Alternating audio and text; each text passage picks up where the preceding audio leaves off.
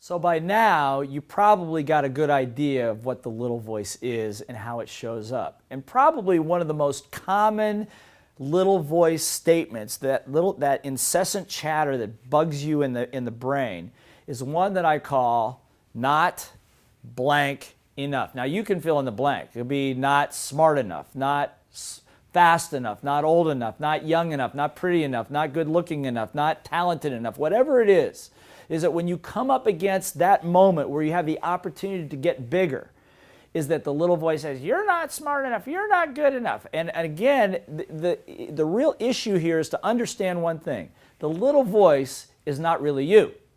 That's right, it's not you. It's a composite of your teachers, your parents, preachers, the media, friends, politicians, whatever the case might be, that all sit back there in your subconscious, that at the moment that you show up to do something, erodes your confidence, creates fear, non-deservedness, creates procrastination, lack of authenticity, give up on your dreams. So we don't want to do that anymore, okay? As a matter of fact, I got a couple pictures of my little voice. You want to see my little voice? Okay, good. I'm going to show you my little voice. So, you know this little voice?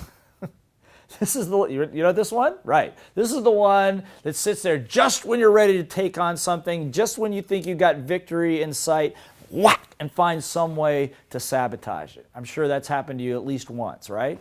Familiar with that little voice? Good. Or how about this one?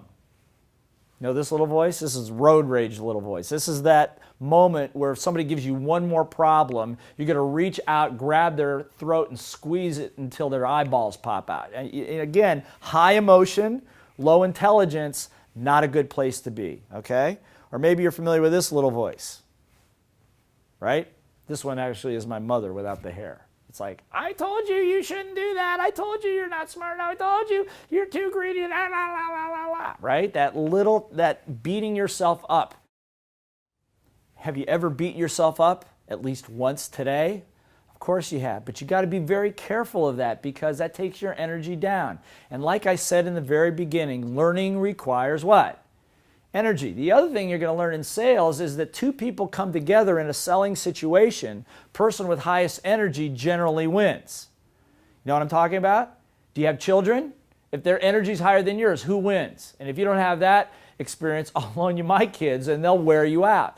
But the bottom line is you've got to keep your energy up, so you've got to be careful of these little voices. How about this little voice?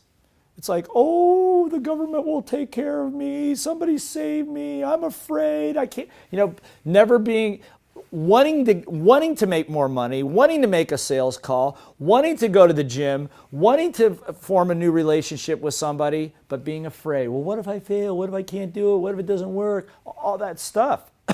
You've got to learn to master your little voice.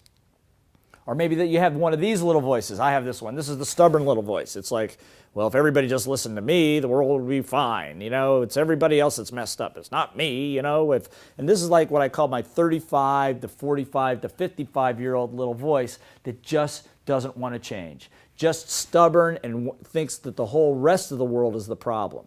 Back in 1982, when I went to that first personal development program, I realized that the problem, one thing in common with all the things that had worked and not, was me.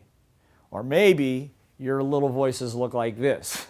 Should I or shouldn't I? Can I or can't I? Now remember the workbook you downloaded at the beginning of this program? Good. I want you to turn to the common little voice issues portion of it right now, because I want you to do something.